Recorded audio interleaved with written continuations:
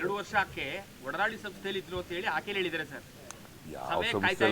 ಯಾವ ಸಂಸ್ಥೆಲ್ಲಾದ್ರೂ ಇರಲಪ್ಪ, ನಿನಗೆ ಹಿಂಗೆ ಗೊತ್ತಿದೆ, ಸಾಕ್ಷ್ಯ ಗೊತ್ತಿದೆ, ನೋಡಿದ್ದೀನಿ ನೀನು ಅಂತ ಹೇಳ್ತೀಯ. ನೀನು ನೋಡಿದ್ದ ಮೇಲೆ ಹೇಳ್ಬೇಕಾಗಿತ್ತಲ್ಲ CBI ಮುಂದೆ ಹೋಗಿ. ಅಲ್ಲಿಗೆ ಸೌಜನ್ಯಕ್ಕೆ ಪುನರ್ ತನಿಖೆ ಅಗತ್ಯ ಇಲ್ಲ ಅಂತ ನನಗೂ ಗೊತ್ತಿಲ್ಲ. ಅವ್ರ ಅಗತ್ಯ ನಾನು ನೋಡಿಲ್ಲ, ಜಡ್ಜ್ಮೆಂಟ್ ಓದಿಲ್ಲ. ಅವರು ಅಗತ್ಯ ಇದ್ದರೆ ಹೋಗಲಿ ಕೋರ್ಟ್ಗೆ. ನಾನು ನೋಡಿಲ್ಲ. It is for the Sowjanya mother to take a decision. ಬಿಜೆಪಿಯವರು ದಸರಾಗಿಂತ ಮುಂಚೆ ಚಾಮುಂಡಿ ಚಲೋಗೆ ರೂಪುರೇಷೆ ಮಾಡ್ತೀವಿ ಧರ್ಮಸ್ಥಳ ಆದ್ಮೇಲೆ ಅಂತ ಚಾಮುಂಡಿ ಬೆಟ್ಟಕ್ಕೆ ಬರ್ತಾರೆ. ಮಾಡಲಿ ಪೇಪ, ಬೇಡ ಅಂದವ್ರೆ. ಈಗ ಮಿರ್ಜಾ ಇಸ್ಮಾಯಿಲ್ ಗೊತ್ತಾ ನಿಮಗೆ? ಏನಾಗಿದ್ರು? ಅವ್ರನ್ನ ಮಹಾರಾಜರು ಅಂಬಾರಿ ಮೇಲೆ ಕುಳಿಸ್ಕೊಂಡು ಮೆರವಣಿಗೆ ಮಾಡ್ತಿದ್ರು. ಆಗ ಈ RSSನವರು BJPಯವರು ಎಲ್ಲಿ ಹೋಗಿದ್ರು?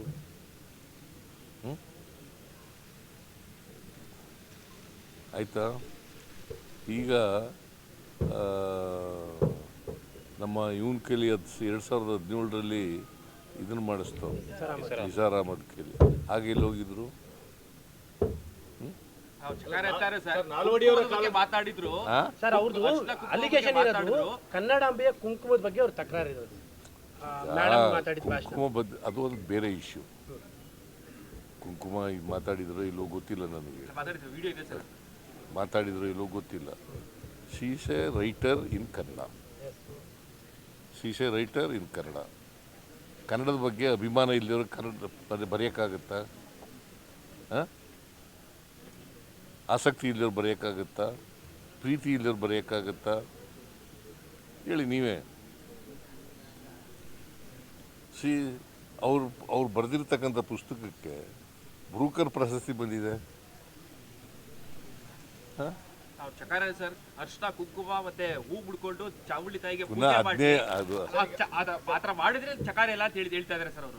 ಅರ್ಶನ ಕುಂಕುಮ ಹಚ್ಕೊಂಡ್ ಬರ್ಲಿ ಬಿಜೆಪಿಯವರು. ಸೀಸೆ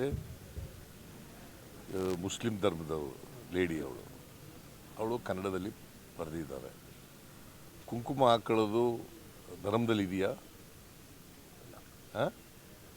ಹಾಗಾದರೆ ಇನ್ನೊಂದು ಧರ್ಮದವ್ರನ್ನ ನಾಡಹಬ್ಬ ಅಂತ ಮಾಡ್ತೀವಿ, ಮೈಸೂರು ದಸರಾ ನಾಡಹಬ್ಬ ಅಂತ ಇದೆ. ಇನ್ನೊಂದು ಧರ್ಮದವ್ರನ್ನ ಕರೆದ್ರೆ ನೀವು ಕುಂಕುಮ ಹಾಕಬರ್ರಿ ಅಂತಂದರೆ, ಹಿಂದೂಗಳಾಗ್ಬಿಡಿ ನೀವು ಅಂತಂದರೆ,